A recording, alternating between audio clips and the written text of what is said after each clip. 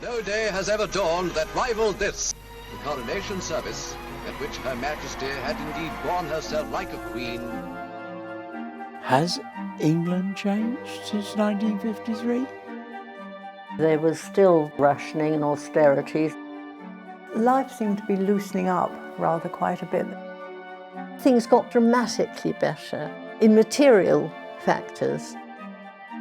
I wasn't distracted by anything that is negative. I think they went through a difficult patch. It seems to me a much less potent group of people. I'm a supporter. And I think this king is going to be very, very different. A wonderful model of the whole coronation route. Newsreel cameramen were invited. I joined the police service in 1950. I'd been asked to assist with the drawing of a plan of the coronation. Overcrowding was of concern. The great British public really wanted to enjoy the momentous occasion following 6 years of war. We went later in the afternoon, quite a lot of us, probably over a dozen, and slept there the night. It had been wet all night.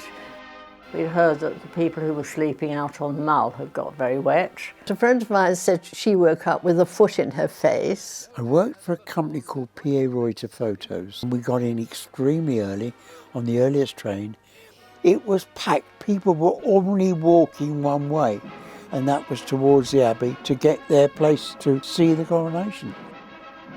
The crowds were extraordinary.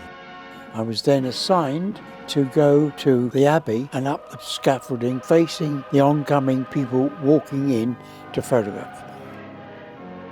There was a motorcycle rider out front, and I took the film holders, got on the back of this motorbike and raced down to Fleet Street to process them. It was black and white. It was very exciting. I was a student nurse. I was 18 years old. We decided to go out and see what we could see. There were barricades up. Well, we didn't let that stop us. We climbed over the barricades, and the crowds were really deep. And then suddenly we heard an enormous roar, and we knew that probably the Queen was coming by. I was really quite amazed at how beautiful, the spectacle of the Queen and the coaches, which are really a bit over the top, aren't they? But it was amazing.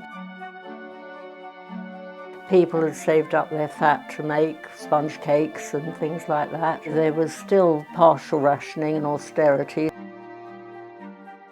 I was a clerk, Barclays Bank, dominial, colonial, and overseas in Nigeria. All the school children invited into the field, the march past, all the local chiefs are present, all the expatriate officers.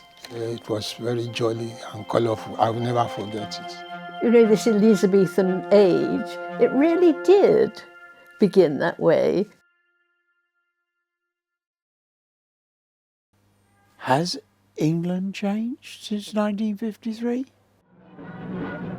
Life seemed to be loosening up rather quite a bit. Next thing it was coffee bars, and then spaghetti bolognese, and then miniskirts. I arrived in 61, 10 days journey through a cargo boat. I never thought I would spend more than 3 years in this country. But fortunately for me, I was able to get engaged in a company that had branches here.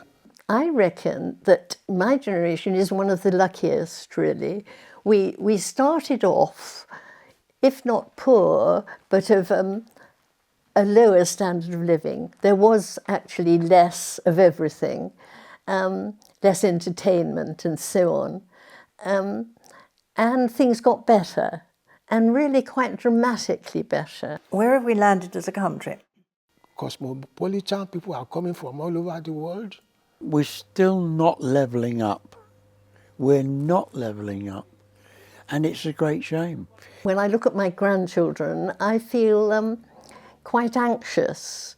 They've had very plentiful childhoods, lots of amusement, pleasure, good housing and so on. And I think their outlook is possibly less good. When you see the amount of wealth that has moved to other parts of the world. I mean, I don't know how much in contact you come with China, but we do. We see a lot of Chinese. They've got all the money in the world. And yet when we first visited it 40, 50 years ago, they didn't have enough money to eat. And now they worked for it. We set an example to the rest of the world, and we just let it slip through our fingers. Sorry.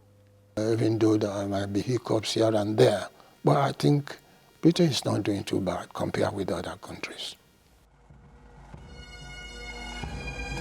I think he is probably very much aware that he's got a different society to contend with. We no longer have huge respect for status. Well, I was very much hoping that with the demise after Elizabeth II, after so many years, that the whole thing would just sort of die away naturally.